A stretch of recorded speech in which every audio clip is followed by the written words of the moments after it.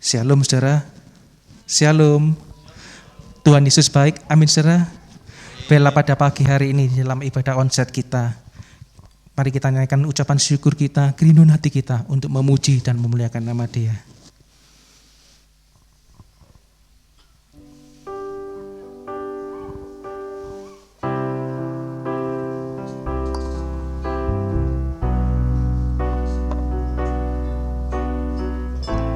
Kita mau katakan, Tuhan, kami tidak dapat melupakan setiap kebaikan-kebaikan-Mu Tuhan.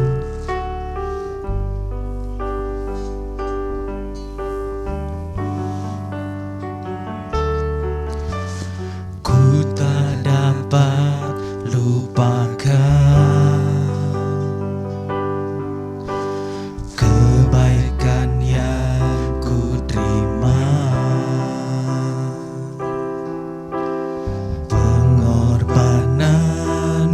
Yang mulia, jadikan ku berharga. Kau tulus menerima, Kau tulus menerima. Aku apa adanya,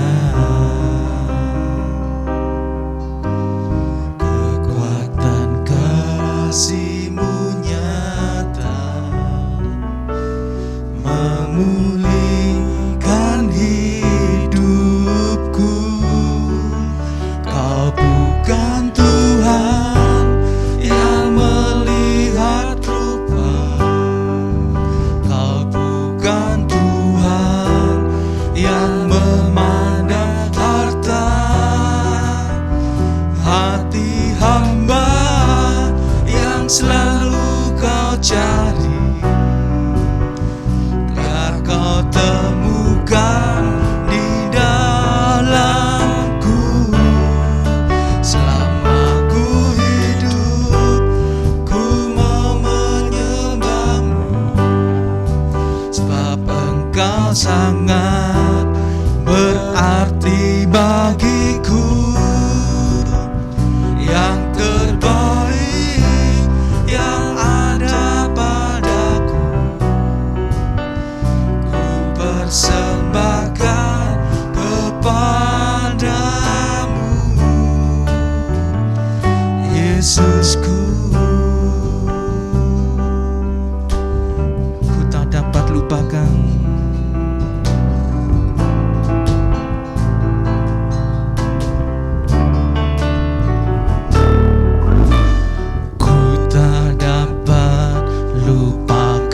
setiap kebaikan-kebaikan-Mu Tuhan. Kebaikan yang ku terima, pengorbanan-Mu, pengorbanan-Mu yang mulia,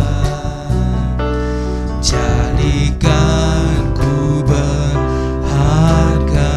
Kau tulus menerima, Kau tulus menerima.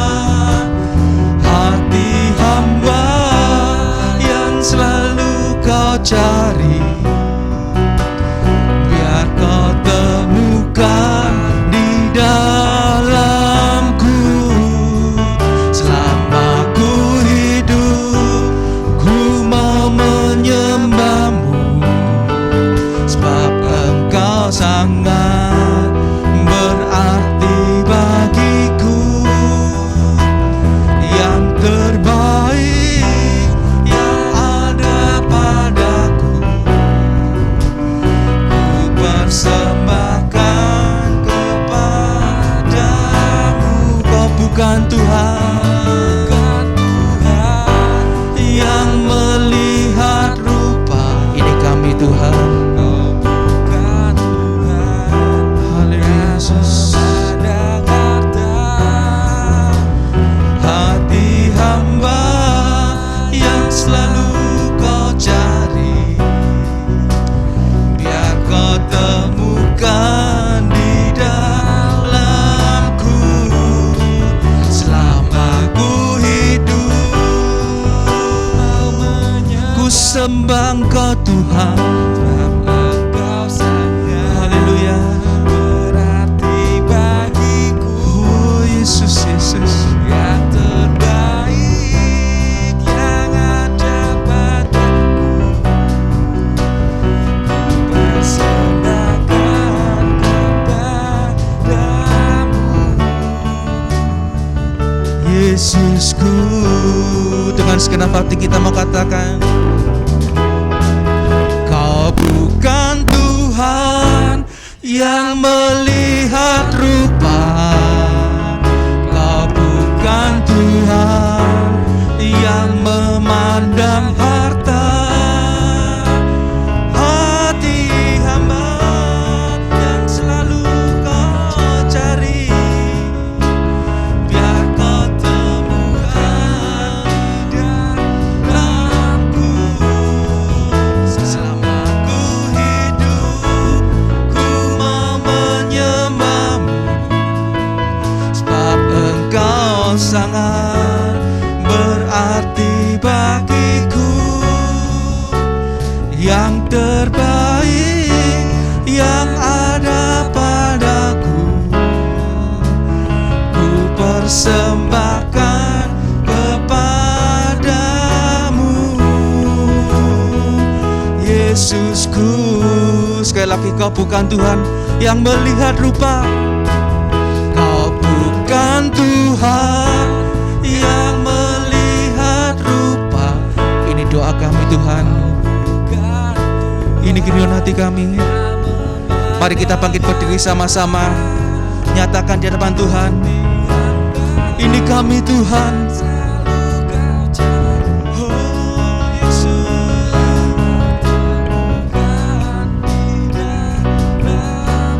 selama kami hidup, ini kerinduan kami Tuhan, hanya untuk menyembah Engkau Yesus. Haleluya.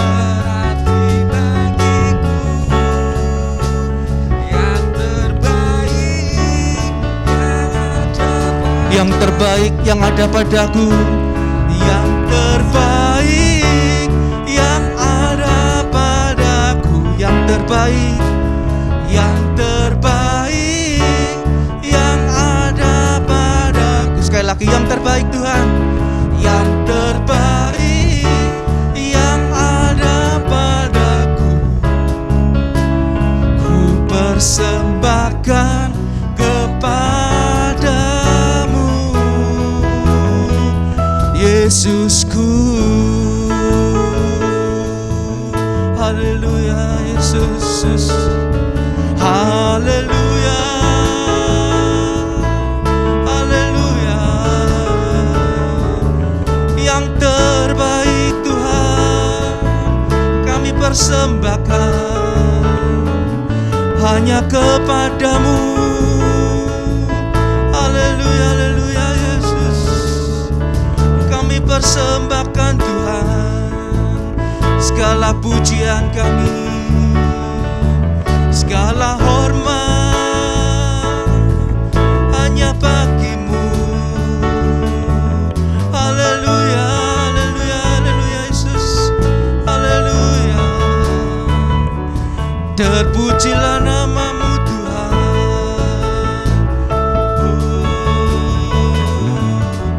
Haleluya, haleluya Yesus. Haleluya, haleluya. Terima kasih Tuhan. Haleluya. Ya Tuhan, ini kerinduan setiap kami Tuhan. Kami ingin memberikan yang terbaik Tuhan dalam setiap diri kami Tuhan, sebagai ucapan syukur kami di depan Engkau Tuhan. sebab Engkau sudah melindungi kami Tuhan. Engkau sudah menjaga kami, menyertai kami Tuhan sepanjang waktu Tuhan. Biarlah pada pagi hari Tuhan, setiap kami yang hadir Tuhan, setiap ucapan syukur kami naikkan di hadapan Engkau Tuhan, itu boleh menjadi persembahan yang harum Tuhan di hadapan Engkau Tuhan. Kami yakin percaya Tuhan, ketika kami bermazmur di hadapan Engkau, ketika kami menaikkan pujian kami di hadapan Engkau Tuhan, terlebih ketika kami menaikkan penyembahan kami di hadapan Engkau Tuhan, sukacita-Mu akan menguatkan kami, kekuatan yang baru akan Kau berikan pada kami Tuhan. Dan kami yakin percaya Tuhan, kami boleh melewati hari-hari kami Tuhan bersama dengan Engkau Tuhan.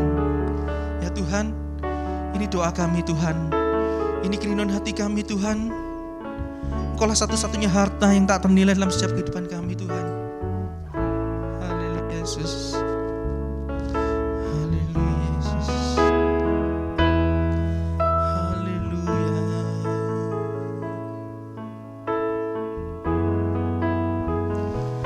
Oh Tuhan Yesus, kerinduan hatiku, mutiara tak ternilai harta milikku.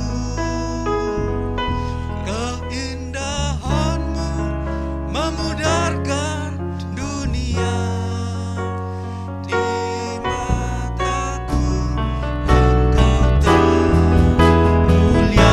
Oh Tuhan Yesus, oh Tuhan Yesus, kerinduan hatiku, mutiara tak ternilai harta milikku.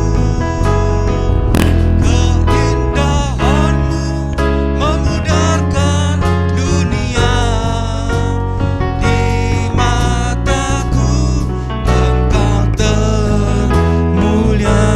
Oh Tuhan Yesus, oh Tuhan Yesus, kerinduan hatiku, mutiara tak ternilai dalam hatiku. Keindahan-Mu memudarkan dunia. Di mataku Engkau termulia. Di mataku, di mataku Engkau termulia. Sekali lagi, di mataku Engkau termulia. Berikan sorak-sorai buat Tuhan kita. Haleluya. Dialah satu-satunya harta dalam setiap kehidupan kita. Amin saudara. Siap memuji nama Tuhan. Berikan salam kita kepada saudara kanan kiri kita. Haleluya. Satu hal yang ku berindu Tuhan, hanya ingin dekat dengan Engkau.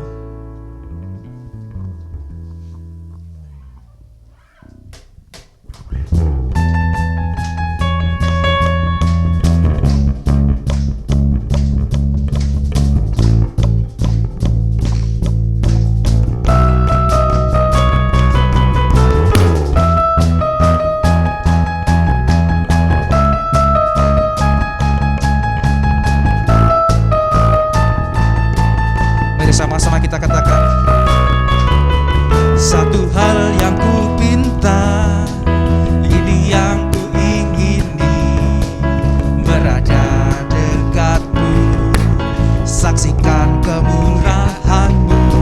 Satu hal yang ku tahu, ini yang ku ingini, menikmati kasih di dalam anugerah-Mu. Tuhan adalah terangku, penuntun hidupku. Kau buatku hidup di dalam rencana-Mu. Tiada ku takut, tiada ku gentar, bersama dengan-Mu yang aku percaya. Amin.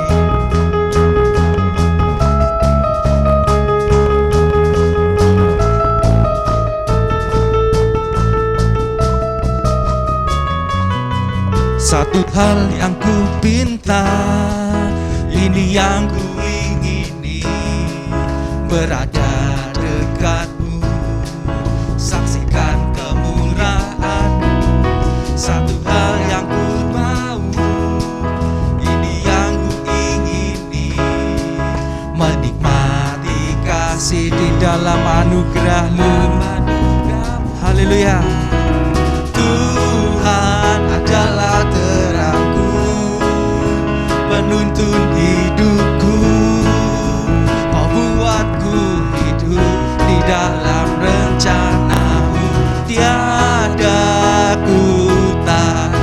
Tiada ku gentar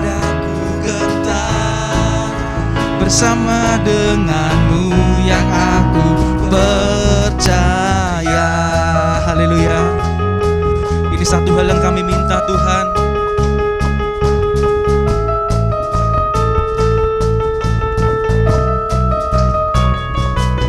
Satu hal yang ku pinta, ini yang ku ingini, berada dekatmu, saksikan kemurahanmu. Satu hal yang ku tahu, ini yang ku ingini, menikmati kasih di dalam anugerah-Mu Tuhan.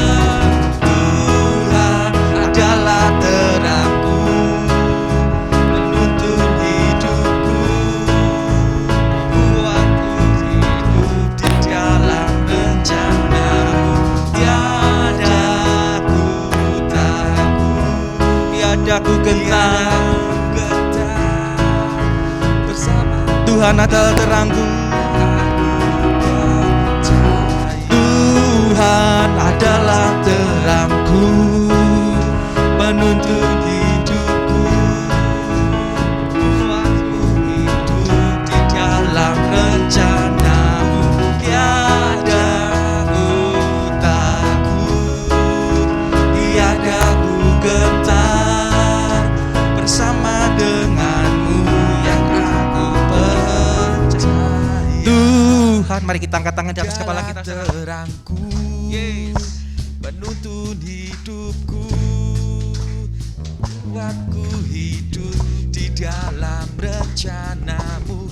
Tiada ku takut, Bersama denganmu Tuhan, tiada ku gentar, bersama denganmu. Tuhan adalah terangku, menuntun hidupku, Kau buatku hidup di dalam rencana-Mu. Tiada ku takut, tiada ku gentar, bersama denganmu yang aku percaya.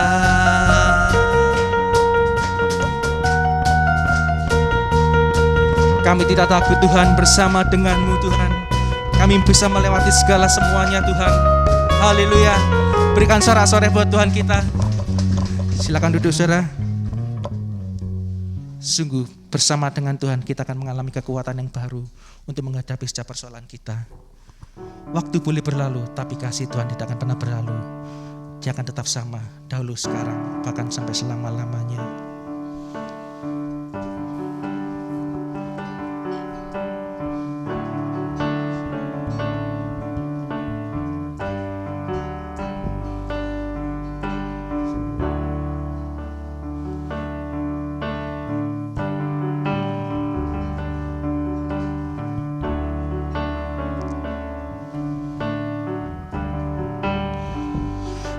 Musim akan selalu berganti, kasih Tuhan tetap abadi. Amin.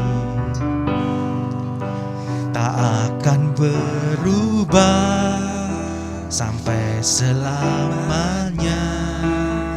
Ku tetap percaya. Terima kasih Tuhan. Yakin Tuhan memberkati, ku yakin Tuhan melindungi,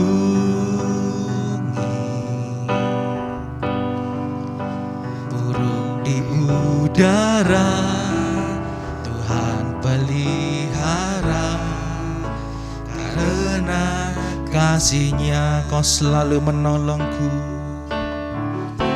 Tuhan selalu menolongku,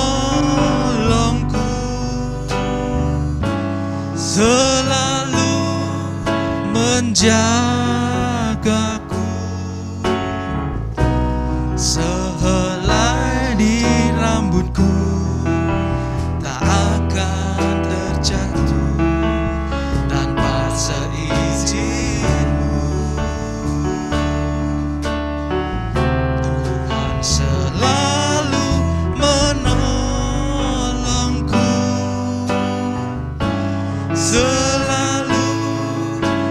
menjagaku,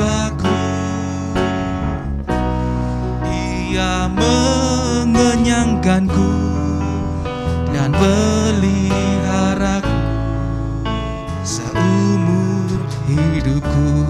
Kita mau katakan, ku yakin Tuhan memberkati, Tuhan memberkati. Kami yakin Tuhan Engkau melindungi, Engkau memelihara burung-burung di udara.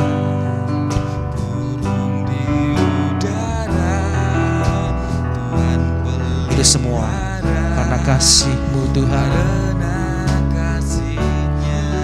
Tuhan menolongku, Tuhan selalu menolongku,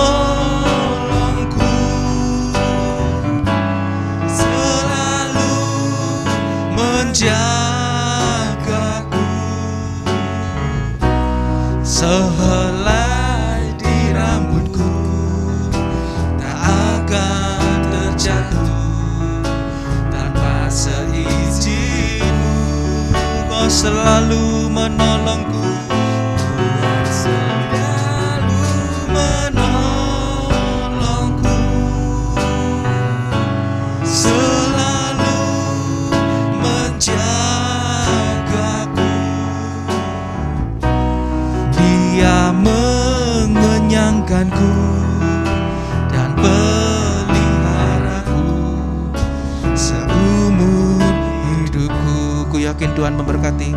Mari kita bangkit berdiri sama-sama. Yakin Tuhan memberkati. Amin Tuhan.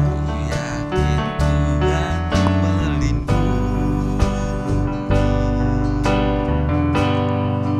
burung di udara Tuhan pelihara, Karena kasih-Nya Kau selalu menolongku, Tuhan selalu menolongku. Kau menjagaku, selalu menjagaku, sehelai di rambutku tak akan terjatuh tanpa seizin-Mu.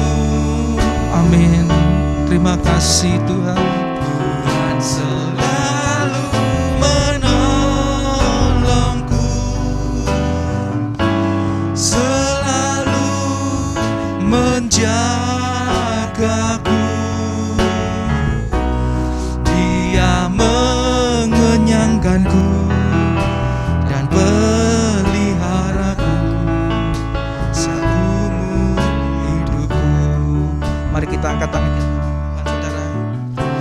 Tuhan selalu menolongku, Ini pengakuan kami Tuhan. menjagaku,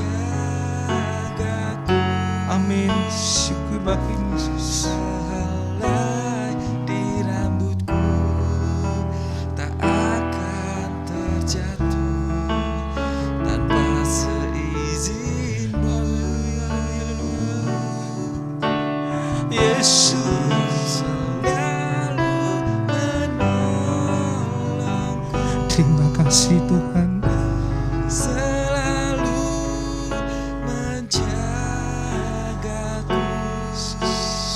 Terima kasih. Dia mengenyangkanku dan peliharaku seumur hidupku.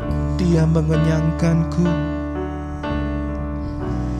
Dia mengenyangkanku dan peliharaku seumur hidupku. Sembah Dia. Haleluya Yesus. Haleluya. Terima kasih Tuhan atas kasih-Mu Yesus, atas kasih-Mu Tuhan yang selalu nyata dalam hidup kami. Engkau tidak pernah meninggalkan kami Tuhan. Haleluya, haleluya, haleluya. Oh Yesus, ku sembah Kau Tuhan. Kau selalu mencukupi hidup kami Tuhan. Kau selalu menjagai kami Tuhan. Terima kasih Yesus. Terima kasih atas kasih-Mu Tuhan. Terima kasih atas pertolongan-Mu Tuhan. Terima kasih atas berkat-berkat-Mu Tuhan. Haleluya Yesus. Oh.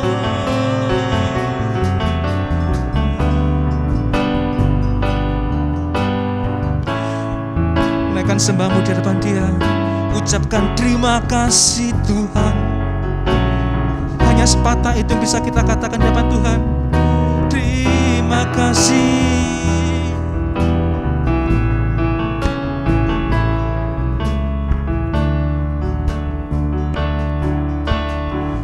Tuhan selalu menolongku, selalu menjagaku. Waktu selanjutnya saya serahkan. Sehelai di rambutku tak akan terjatuh tanpa seizin-Mu.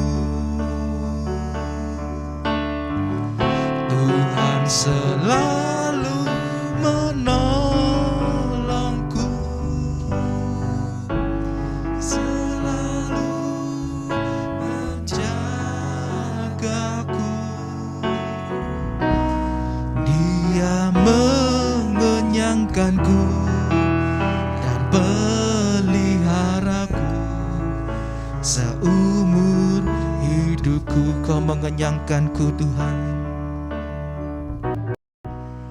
Dia mengenyangkanku dan peliharaku seumur hidupku.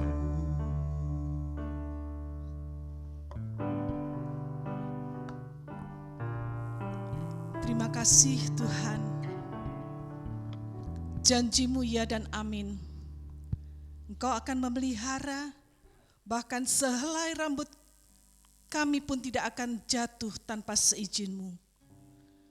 Biarlah ini menjadi pengharapan dan kekuatan dalam hidup kami, dalam menapaki perjalanan hidup yang tidak mudah.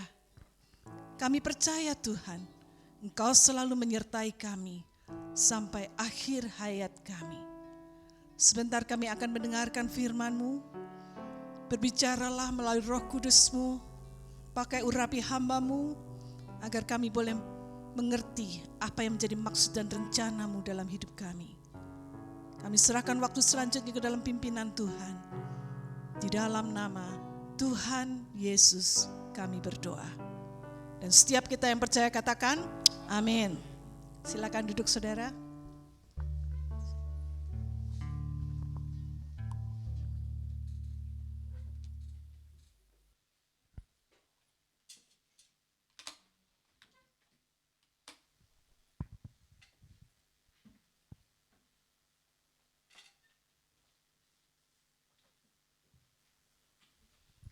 Shalom, selamat pagi semuanya.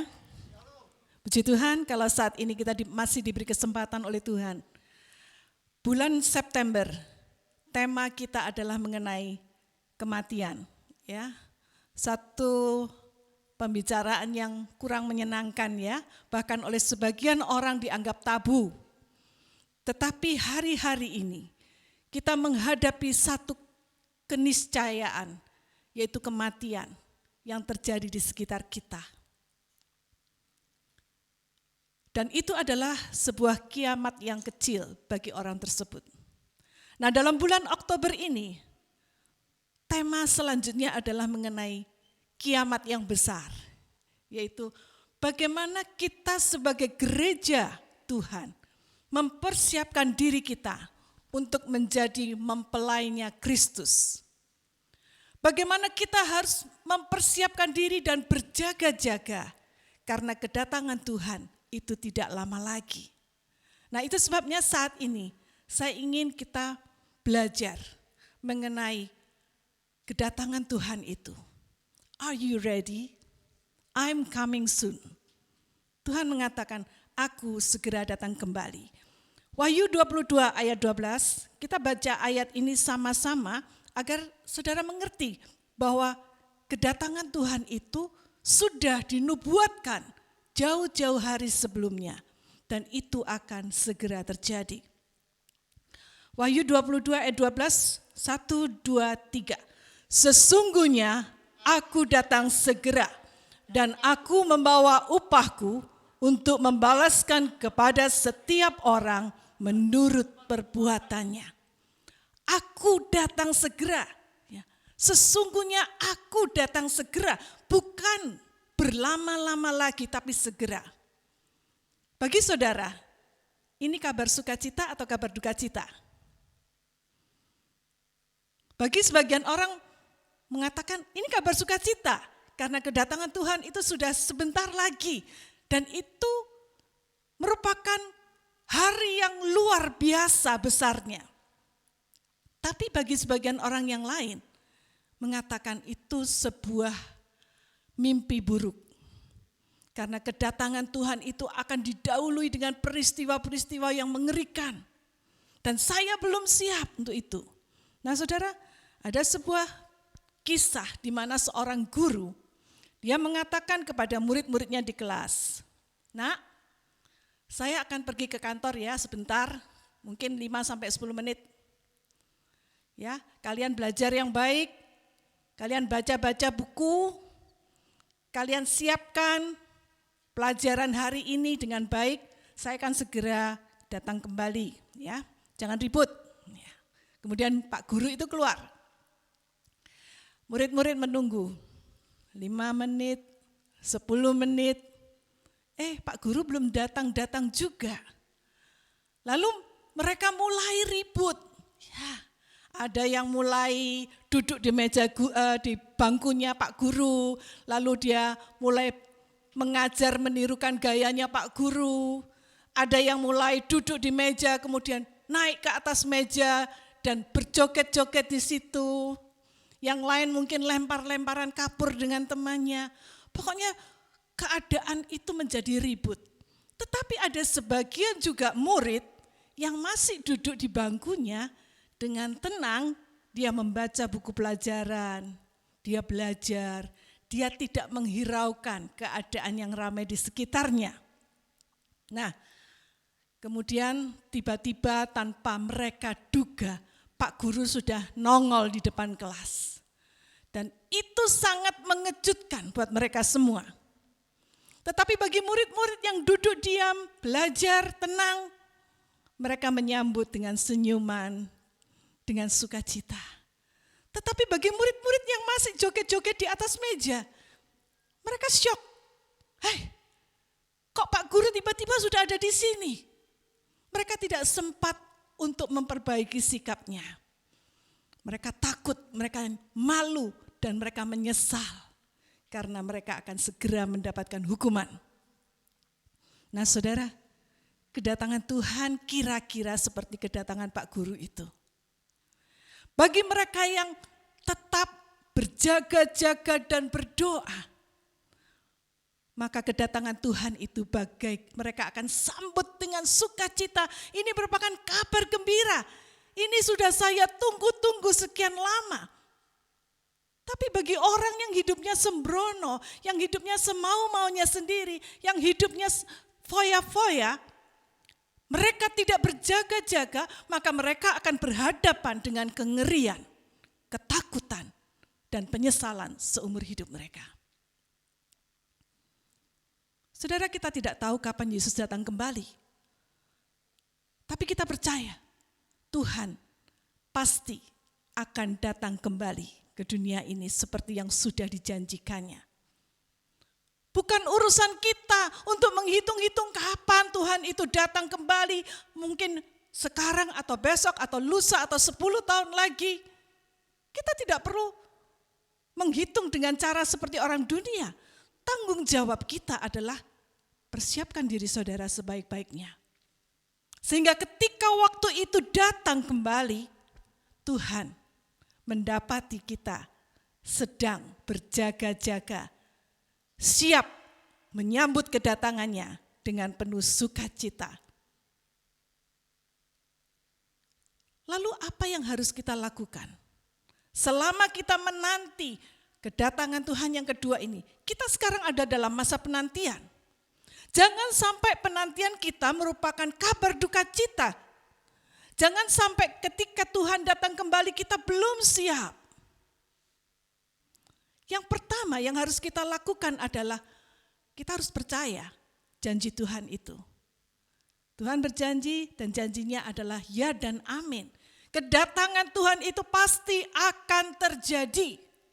Kita tidak tahu kapan, tetapi itu adalah sesuatu yang sudah pasti dan sudah ditentukan oleh Allah sendiri. Banyak orang yang mempertanyakan, dari dulu ketika aku masih kecil, aku sudah di sekolah minggu, aku sudah dengar berita itu. Tapi sampai sekarang aku sudah tua seperti ini. Tuhan juga belum datang kembali. Lalu apakah berita itu masih bisa dipercayai? Apakah masih relevan untuk saat ini? Nah saudara, seringkali kita dihadapkan dengan keraguan-raguan. Mengapa aku harus siap-siap? Toh masih lama Tuhan datang kembali. 1 Tesalonika pasal 5 ayat 1 dan 2. Yuk kita baca ayat ini sama-sama supaya kita tahu bagaimana kedatangan Tuhan itu. 1 Tesalonika 5 ayat 1 dan 2, 1, 2, 3. Tetapi tentang zaman dan masa saudara-saudara tidak perlu dituliskan kepadamu.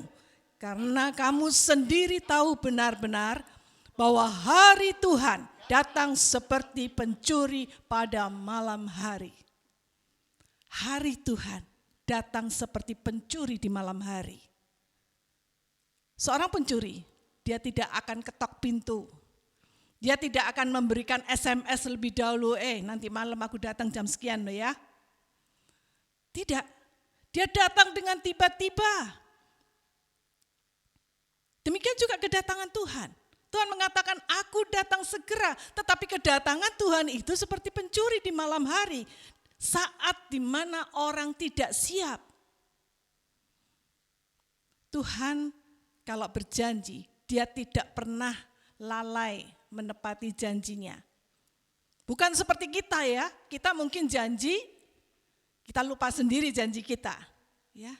Tapi ketika Tuhan yang berjanji, Tuhan tidak pernah lalai. Ya.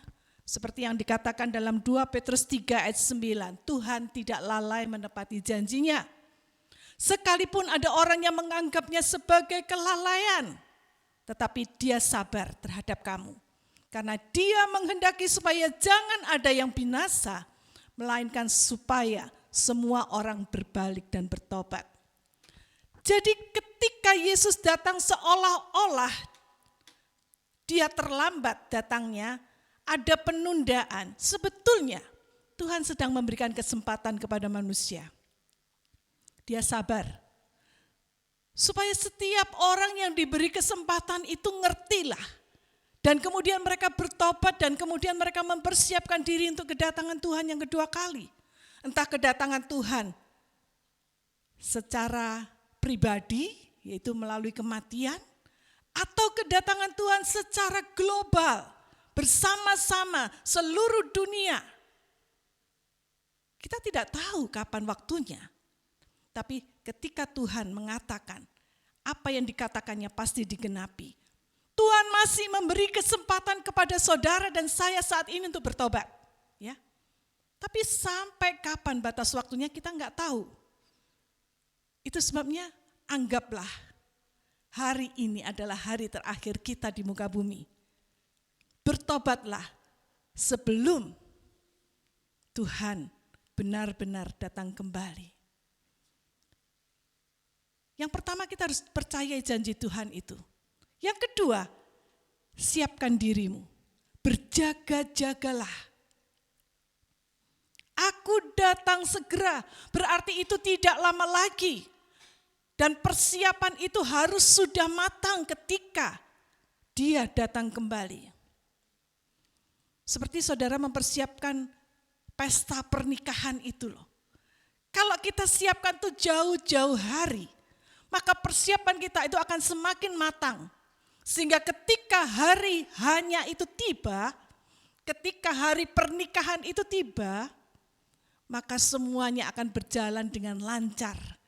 Semuanya akan berjalan dengan sukacita. Tamu yang datang bisa menikmati setiap rangkaian acara dan mereka bisa bersukacita. Demikian juga dengan kedatangan Tuhan. Ketika kita mempersiapkan diri kita dengan matang, maka kita akan bersukacita karena kita sudah siap ketika dia datang. Wahyu 19 ayat 6-8 mengatakan, lalu aku mendengar seperti suara himpunan besar orang banyak, seperti desau air bah dan seperti deru guru yang hebat katanya, haleluya! Karena Tuhan Allah kita yang maha kuasa telah menjadi Raja. Marilah kita bersukacita dan bersorak-sorai dan memuliakan Dia. Karena hari perkawinan anak domba telah tiba dan pengantinnya telah siap sedia. Dan kepadanya dikaruniakan supaya memakai kain lenan halus yang berkilau-kilauan dan yang putih bersih. Saudara, tidak ada hubungan di muka bumi ini yang lebih mendasar, yang lebih fundamental daripada hubungan pernikahan. Pernikahan merupakan intisari dari kebudayaan dan peradaban umat manusia di dunia ini. Itu sebabnya ketika hubungan pernikahan itu menjadi rusak dan bermasalah, maka itu sebuah alarm yang berbahaya. Baik bagi orang yang percaya maupun bagi orang yang tidak percaya. Saat ini dunia sedang digoncangkan dengan gerakan-gerakan yang ingin merusak pernikahan. Dengan gerakan LGBT, pernikahan sesama jenis, dan sebagainya dan sebagainya. Ketika pernikahan itu sudah rusak, maka rusak pula lah sendi-sendi tatanan hidup masyarakat dan dunia. Pernikahan itu adalah sebuah hubungan yang paling intim di dunia ini, bahkan lebih intim dari hubungan orang tua dan anak. Ketika Allah ingin mengekspresikan kasih-Nya kepada manusia, makanya Dia memilih gambaran pernikahan antara Allah sendiri, Kristus sebagai mempelai laki-laki dengan gerejanya, yaitu saudara dan saya, sebagai calon mempelai perempuannya. Ini adalah hubungan yang paling intim. Mengapa disebut hubungan yang paling intim? Karena di dalamnya ada cinta yang sangat dalam dan yang penuh dengan gairah atau passionate love. Antara mempelai laki-laki sebagai suami dengan mempelai perempuan sebagai istri. Seperti itulah gambaran kasih Allah kepada jemaatnya. Hubungan yang paling intim. Dan hubungan semacam itulah yang dirindukan oleh Allah untuk kita miliki juga. Ketika kita memiliki cinta yang kuat dan dalam seperti itu, maka seluruh pikiran kita, seluruh perasaan kita, seluruh tingkah laku kita hanya tujukan kepada Tuhan saja. Apa yang ada di dalam benak kita adalah bagaimana caranya aku bisa menyenangkan hati Tuhan. Bagaimana caranya aku bisa ketemu dengan Tuhan. Ada sebuah kerinduan yang mendalam. Ada sebuah lagu yang mengatakan, mataku tertuju padamu, segenap hidupku ku serahkan padamu. Mataku hanya tertuju padamu. Bukan tertuju pada dunia. Bukan tertuju pada yang lain-lain. Itu adalah cinta dari seorang mempelai perempuan atau mempelai laki-laki. kepada pasangannya. Orang seperti itu, maka baginya dunia itu sudah bukan apa-apa lagi. Semua daya tarik dunia itu sudah seperti sampah buat dia. Tidak lagi gemerlapan, tidak lagi menggoda dia. Karena matanya hanya tertuju kepada Tuhan. Kasih seperti inilah yang dikehendaki Tuhan bagi gerejanya pada saat ini. Saudara, kita hidup di tengah-tengah dunia yang dipenuhi dengan segala macam daya tarik dunia yang ingin menjauhkan kita, hubungan kita dengan Tuhan. Yang ingin menarik kita lepas dari cengkraman kasih Tuhan. Dengan segala macam cara. Tetapi ketika kita mau benar-benar fokus mengasihi Tuhan, maka dunia tidak bisa berbuat apa-apa. Kita memiliki kerinduan yang dalam agar segera mempelai laki-laki itu datang. Semakin cepat, semakin baik. Nah, itu adalah kerinduan dari kita semua sebagai gerejanya, sebagai mempelai Kristus. Nah, tetapi untuk itu kita memerlukan persiapan. Nah, persiapan seperti apa yang kita perlukan untuk menjadi mempelai Kristus? Ya, seperti gambar ini, ya. Seorang mempelai perempuan yang mempersiapkan diri sehingga pada saatnya nanti dia sudah tampil dengan begitu cantik dengan memakai gaun pengantin, memakai hiasan-hiasan rambut yang indah, mahkota untuk menyambut kedatangan sang mempelai laki-laki. Nah, persiapan kita sebagai mempelai Kristus yaitu yang pertama, kita harus persiapkan lahir dan batin untuk menjadi pengantin. Ya, kalau pengantin di dunia ya persiapan lahiriah kita. Tetapi pengantin surgawi itu adalah persiapan batiniah atau kerohanian kita. Di dalam Wahyu 19 ayat yang ke-7, kalau kita baca Wahyu 19 ayat yang ke-7 dikatakan, marilah kita bersukacita dan berserai dan memuliakan Dia, karena hari perkawinan anak domba telah tiba dan pengantinnya telah siap sedia. Telah siap sedia. Artinya itu dia sudah siap lahir dan batin. Apa maksudnya? Persiapan lahir dan batin itu adalah persiapan emosinya, lahiriahnya. Siap. Berarti yang bisa menjadi seorang pengantin itu adalah seorang yang sudah dewasa. Kalau menjadi pengantin Kristus yaitu kedewasaan secara rohani. Kematangan secara rohani. Seperti yang dikatakan oleh Efesus 4 ayat yang ke-13. Sampai kita semua telah mencapai kesatuan iman dan pengetahuan yang benar tentang anak Allah. Kedewasaan penuh. Nah, perhatikan. Kedewasaan penuh dan tingkat pertumbuhan yang sesuai dengan kepenuhan Kristus. Jadi ada kedewasaan yang penuh.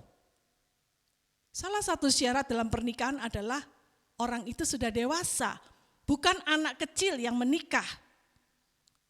Bisa menikah mungkin secara fisiknya dia sudah siap, tetapi secara mental, emosional dia belum siap.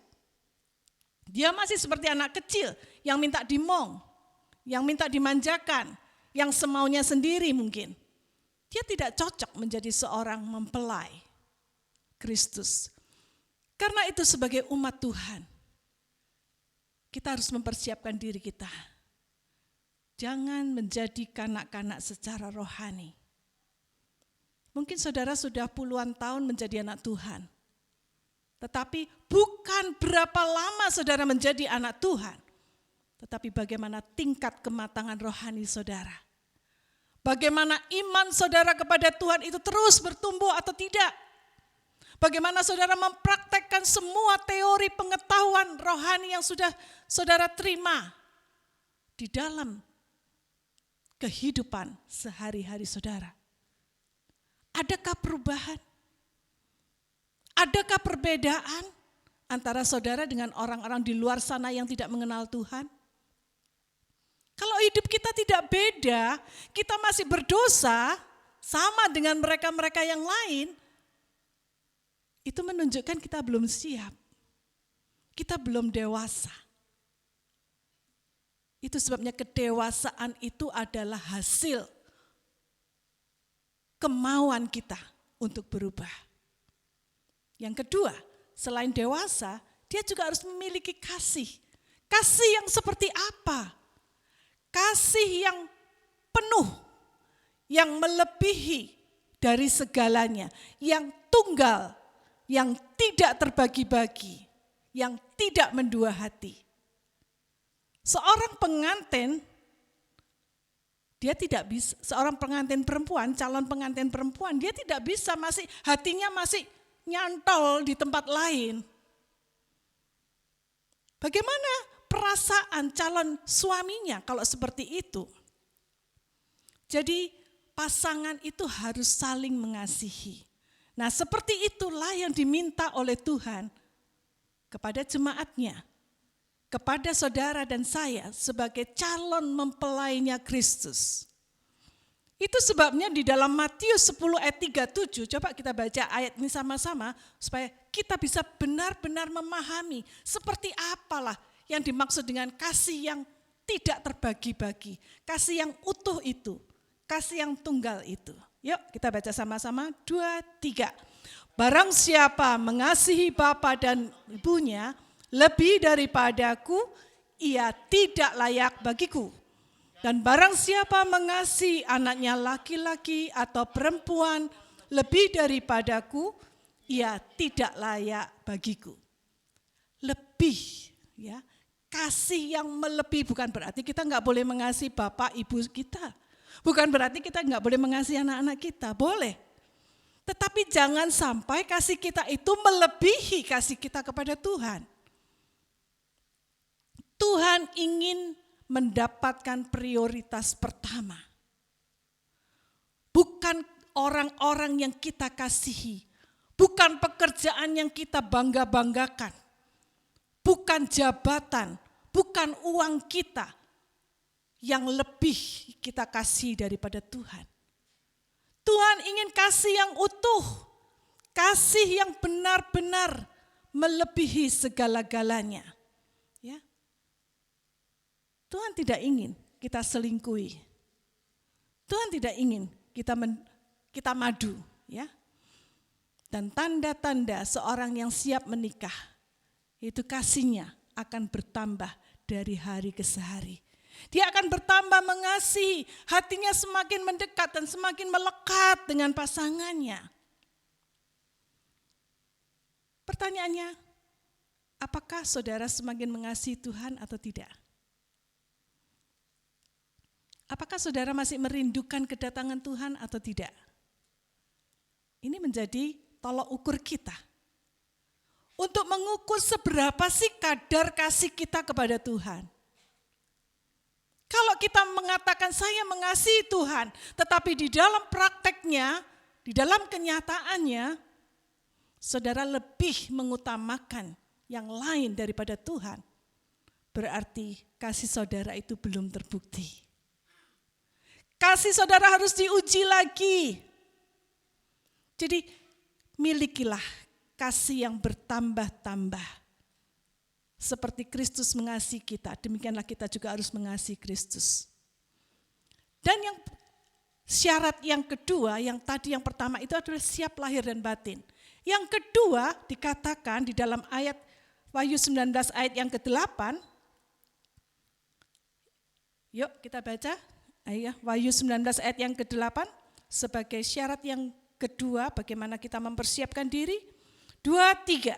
Dan kepadanya dikaruniakan supaya memakai kain lenan halus yang berkilau-kilauan dan putih bersih.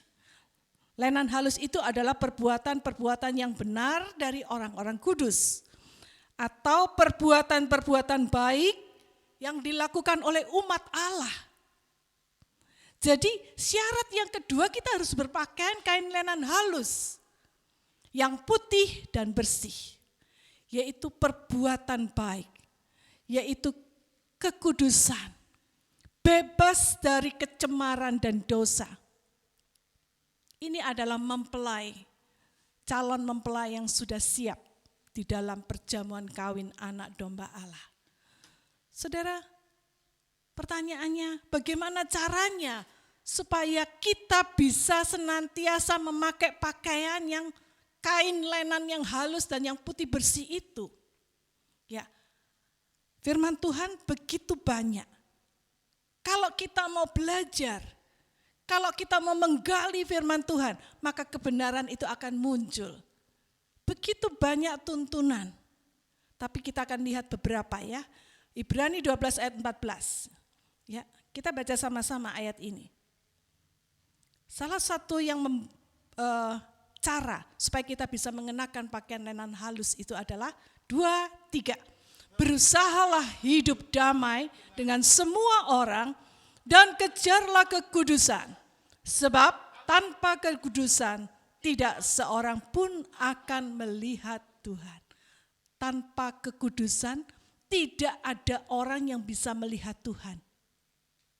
Jadi kekudusan ini sebagai syarat untuk bisa melihat Tuhan, bertemu dengan Tuhan, menjadi mempelainya Kristus. Berusahalah hidup damai dengan semua orang. Kalau itu ada di dalam kekuasaan kita, dalam kontrol kita, lakukan. Kita berusaha hidup damai dengan semua orang, tapi kalau orang tersebut nggak mau damai dengan kita, ya itu urusan dia. Tapi kita sudah melakukan bagian kita. Dan kejarlah kekudusan. Kekudusan itu harus dikejar. Dia nggak datang sendiri. Tapi itu harus diupayakan dengan segenap hati, dengan segenap usaha kita. Ya, kekudusan itu artinya dipisahkan dari hal-hal yang cemar, dari dosa. Dan ini perlu perjuangan yang tidak mudah. Kita hidup di tengah-tengah dunia yang sudah dipolusi oleh dosa. Udara sekitar kita kotor oleh dosa. Semua sistem yang ada ini sudah dikuasai oleh dosa. Dan kalau kita mau hidup dalam dosa itu lebih gampang daripada kita memisahkan diri dari dosa. Itu sebabnya diperlukan perjuangan yang keras. Kemudian 1 Petrus 1 ayat 14 sampai 16, cara lain di mana kita juga harus caranya untuk bisa mengenakan pakaian lenan halus. Kita baca bersama ayat ini 2, 3. Hiduplah sebagai anak-anak yang taat dan jangan turuti hawa nafsu yang menguasai kamu pada waktu kebodohanmu. Tetapi hendaklah kamu menjadi kudus di dalam seluruh hidupmu, sama seperti Dia yang kudus dan yang telah memanggil kamu. Sebab ada tertulis, kuduslah kamu sebab aku kudus. Hiduplah sebagai anak yang taat. Ya, seperti kalau kita perhatikan ilustrasi anak-anak sekolah di kelas tadi yang ditinggal oleh gurunya, anak yang taat dia tetap belajar menuruti perintah gurunya, dia tetap menunggu kedatangan gurunya dengan sopan, dia enggak bertindak semaunya sendiri. Jadilah anak-anak yang taat dan jangan turuti hawa nafsu yang menguasai kamu pada waktu kebodohanmu. Jadi ada kalanya kita itu bodoh. Ada kalanya kita ini, pikiran kita ini enggak berjalan dengan baik. Rasio kita ini seolah-olah buntu. Jangan sampai ketika kita seperti itu, hawa nafsu itu menguasai kita. Tetapi hendaklah kamu menjadi kudus di dalam seluruh hidupmu. Sama seperti Dia yang kudus. Kalau Bapak kita kudus, kita sebagai anaknya kita pun harus kudus. Kuduslah kamu sebab aku kudus. Bukan kudis. Ya, kalau kita enggak kudus berarti kita kudisan. Ya. Nah, itu sebabnya saudara belajar. Kejarlah, jangan turuti hawa nafsu. Dan berikutnya adalah minta kasih karunia Allah. Kita nggak mungkin dengan kekuatan kita sendiri, kita mau kudus di tengah-tengah dunia yang sudah bengkok oleh dosa ini. Titus 2 ayat 11 dan 12 mengatakan, karena kasih karunia Allah yang menyelamatkan semua manusia itu sudah nyata. Ia mendidik kita supaya kita meninggalkan kefasikan. Kefasikan itu hidup yang berlawanan atau bertentangan dengan kehendak Allah. Dan meninggalkan kefasikan dan keinginan-keinginan duniawi. Dan supaya hidup kita bijaksana, adil, dan beribadah di dalam dunia sekarang ini. Jadi untuk mendapatkan hidup yang seperti ini, hidup yang bijaksana, adil, dan beribadah di dalam dunia kita ini, kita harus minta kasih karunia Allah. Kita tidak mungkin melakukannya dengan kekuatan kita sendiri. Dia yang mendidik kita untuk meninggalkan kefasikan dan keinginan duniawi. Dia, Roh Kudus, yang sudah diutus oleh Tuhan. Hanya dengan pertolongan Allah Roh Kudus sajalah kita bisa hidup menyenangkan hati Tuhan. Karena Dia yang memberikan anugerah dan kekuatan di dalam kita, bukan oleh kuat dan gagah. Dan Tuhan berjanji ketika Dia datang kembali, maka Dia akan mengaruniakan mahkota bagi orang-orang yang setia, yang taat, yang tetap beriman sampai akhirnya. Wahyu 3 ayat 11 mengatakan, aku datang segera. Peganglah apa yang ada padamu, supaya tidak seorang pun mengambil mahkotamu. Aku datang segera. Pegang apa yang ada padamu. Saudara, ini adalah bagian dari tulisan Rasul Yohanes untuk jemaat di Philadelphia. Tuhan memuji jemaat Philadelphia karena kesetiaan mereka. Jemaat ini dinilai setia, mengikuti firman Tuhan. Mereka tidak menyangkal Tuhan. Mereka tekun menantikan Tuhan. Walaupun dikatakan kekuatan mereka itu enggak seberapa, enggak banyak. Tetapi mereka tidak menyerah, walaupun mereka diganggu oleh orang-orang Yahudi. Bahkan ketika mereka mengalami bencana alam, mereka tidak menyangkal Tuhan, mereka tidak menganggap itu sebagai ketidakadilan Allah. Ini jemaat Philadelphia. Dan inilah yang harus dipertahankan. Peganglah apa yang ada padamu. Semua perbuatan baik yang sudah kita lakukan, kesetiaan kita, ketaatan kita, perbuatan baik kita, pegang itu. Terus lakukan. Jangan terpengaruh oleh kesulitan, oleh pencobaan, oleh hasutan orang-orang di sekitar kita. Tetapi lakukan itu dengan setia. Karena pada saat kita melakukannya, ketika Tuhan datang kembali dan kita tetap melakukan itu, maka mahkota kehidupan itu akan kita terima. Tuhan mengatakan, aku datang segera. Pegang apa yang ada padamu, supaya tidak ada seorang pun yang bisa mengambil mahkotamu. Gak ada yang bisa menyerobot mahkota kita. Perjuangan kita saat ini belum selesai, saudara. Kita belum sampai pada garis finish. Oleh sebab itu, minta kasih karunia Tuhan. Minta kekuatan dan pertolongan Allah melalui Roh Kudus-Nya.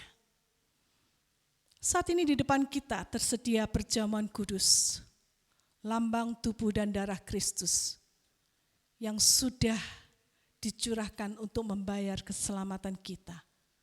Supaya setiap orang yang percaya kepadanya tidak binasa, tetapi beroleh hidup yang kekal. Saya persilakan petugas untuk maju ke depan, musik, WL dan singer. Kita akan mempersiapkan hati kita. Kita akan mempersiapkan pikiran kita agar Allah Roh Kudus menolong kita dalam mempersiapkan diri kita untuk masuk di dalam pesta perjamuan kudus ini. 1 Korintus 11 ayat 28 sampai 31 mengatakan, perjamuan kudus ini harus dilakukan dengan cara yang benar. Itu sebabnya marilah setiap kita menguji hati kita, agar benar-benar kita bisa menerima korban Kristus ini dengan hati yang penuh dengan ucapan syukur. Sementara musik mengalunkan lagu, mataku tertuju padamu, segenap hidupku kuserahkan kepadamu, bimbing aku masuk di dalam rencanamu. Supaya satu kali kelak, ketika mempelai laki-laki itu datang, kita didapati seperti 5 gadis yang bijaksana, yang siap menanti kedatangan mempelai laki-laki. Sementara petugas bisa maju ke depan dan membagikan cawan, roti dan anggur ini.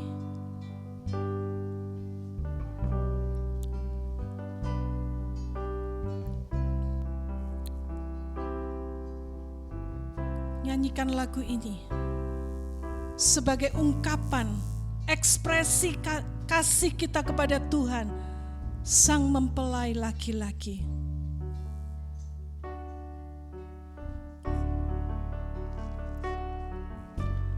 Mataku tertuju padamu,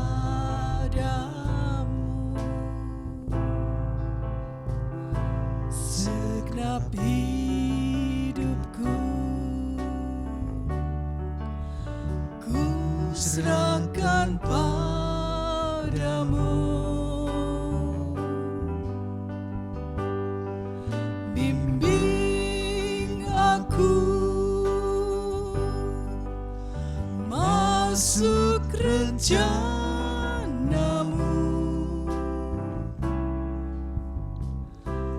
untuk membesarkan kerajaanmu.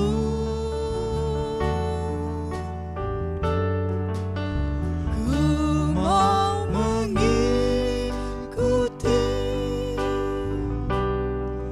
kehendak-Mu ya Bapa. Ku mau selalu menyenangkan hati-Mu.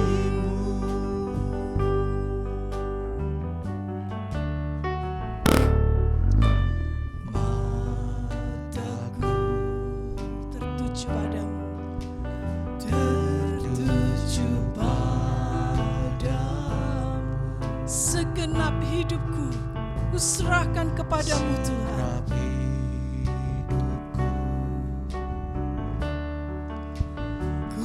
Serahkan padamu, bimbinglah aku masuk di dalam rencana-Mu yang kudus. Bimbing aku masuk rencana-Mu, untuk membesarkan kerajaan-Mu. Ku mau mengikuti rencana-Mu ya Tuhan. Mau mengikuti kehendak-Mu ya Bapa. Ku mau selalu menyenangkan hatiku.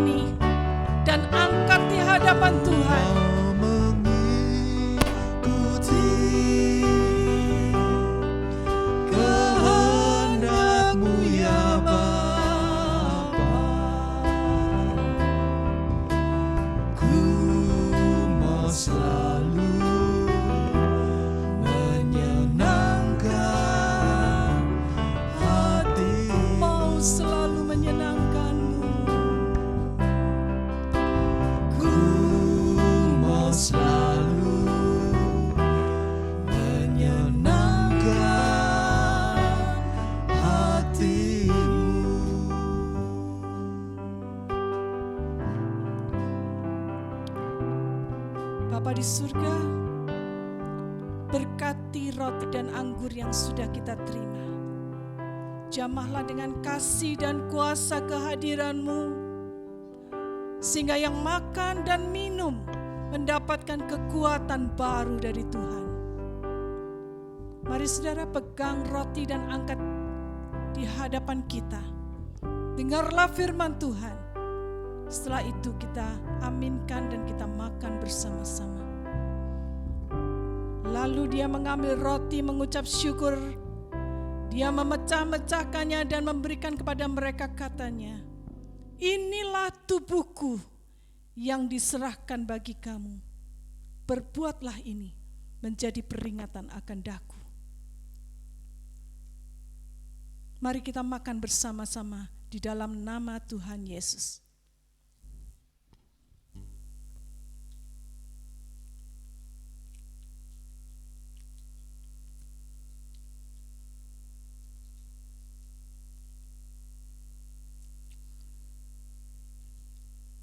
Peganglah cawan anggur dan angkat di hadapan kita.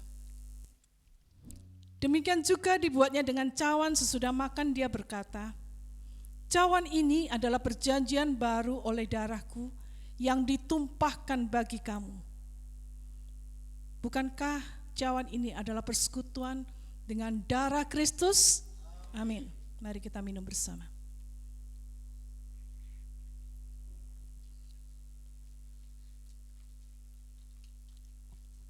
Silakan saudara yang berterima kasih mengangkat tangan saudara di hadapan Tuhan. Terima kasih Tuhan untuk pengorbananmu.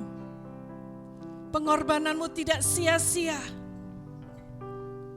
Karena Engkau sudah membeli kami dengan darah yang mahal. Dengan tubuh yang sudah tercapik-capik di atas kayu salib. Karena Engkau mengasihi kami dan Engkau mempersiapkan kami untuk menjadi calon mempelai perempuan yang siap menanti kedatangan-Mu yang kedua kali. Tolong kami Bapa,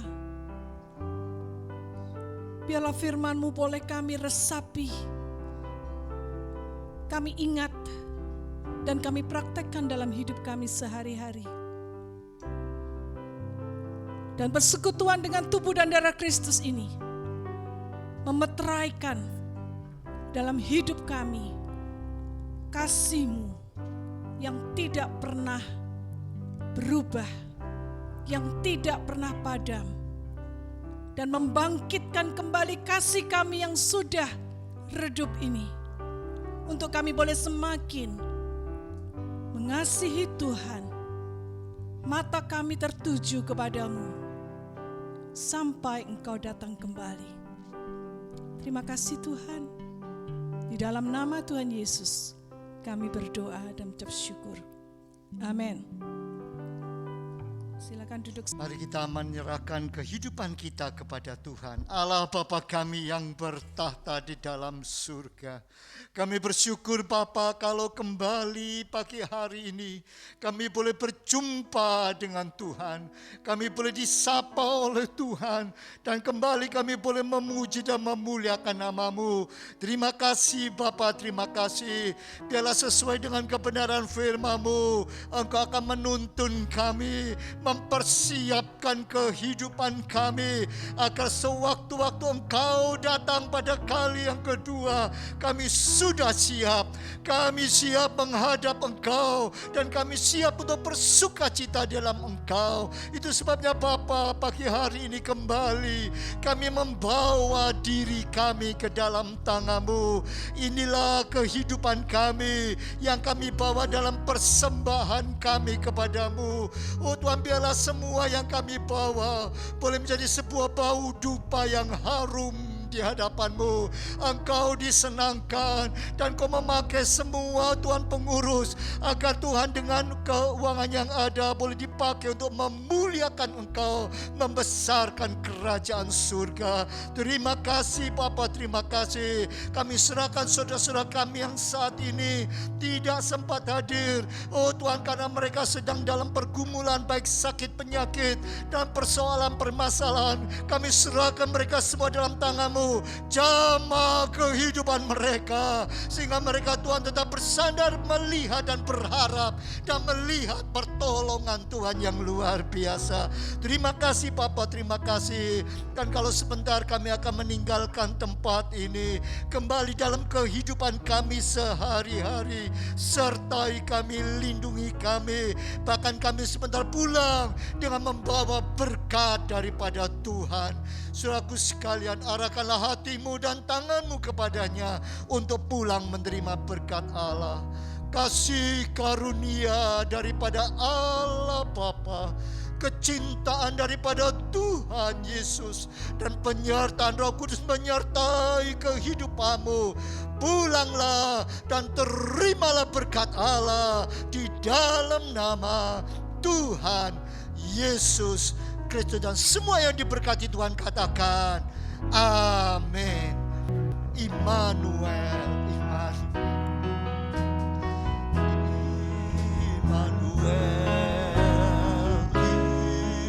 Immanuel, yang besertaku, Tuhan Allah yang hidup. Immanuel,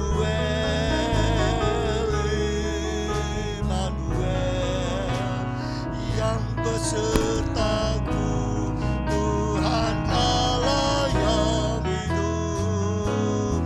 Yang besertaku, Tuhan Allah yang, sekali lagi katakan, yang besertaku, Tuhan Allah yang hidup. Mari kita mengambil saat teduh sejenak, merenungkan kebenaran firman Tuhan, dan bertekad melakukannya dalam kehidupan kita.